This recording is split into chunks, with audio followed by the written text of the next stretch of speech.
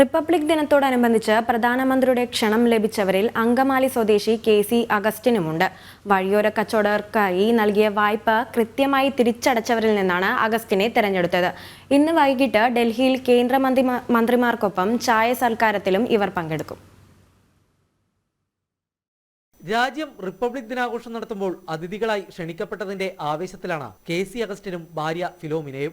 വഴിയോര കച്ചവടക്കാർക്കായി കേന്ദ്ര സർക്കാർ നൽകിയ വായ്പ തിരികെ അടച്ചവരിൽ നിന്നാണ് അഗസ്റ്റിൻ തെരഞ്ഞെടുക്കപ്പെട്ടത്. കൊറോണ പ്രതിസന്ധിയിൽ വഴിയോര കച്ചവടക്കാർക്ക് താങ്ങായാണ് പ്രധാനമന്ത്രി സ്വാനിധി പദ്ധതി പ്രകാരം വായ്പ നൽകിയത്. 2 തവണ അഗസ്റ്റിൻ ലോൺ എടുത്ത് തിരിച്ചടച്ചു. 3ാം തവണ എടുത്ത ലോൺ ഇപ്പോൾ തിരിച്ചടച്ചുകൊണ്ടിരിക്കുകയാണ്. റിപ്പബ്ലിക് ദിനാഘോഷത്തിൽ ഡൽഹിയിലേക്ക് ക്ഷണം ലഭിച്ചത് കേരളത്തിൽ നിന്നും 2 പേർക്കാണ്.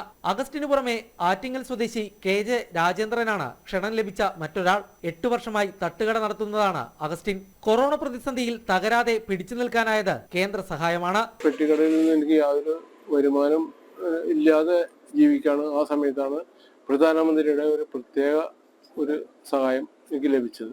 ആ സഹായം ലഭിച്ചതിന് ശേഷം ഞാൻ എൻ്റെ കട ദൂരീകരിച്ചു. എൻ്റെ കുടുംബം ഒരുവിധം നല്ല രീതിയിൽ വന്നു. ആ വരുമാനം കൂടി. ആ വരുമാനത്തിലിപ്പോൾ ഞാൻ ജീവിച്ചു പോണു.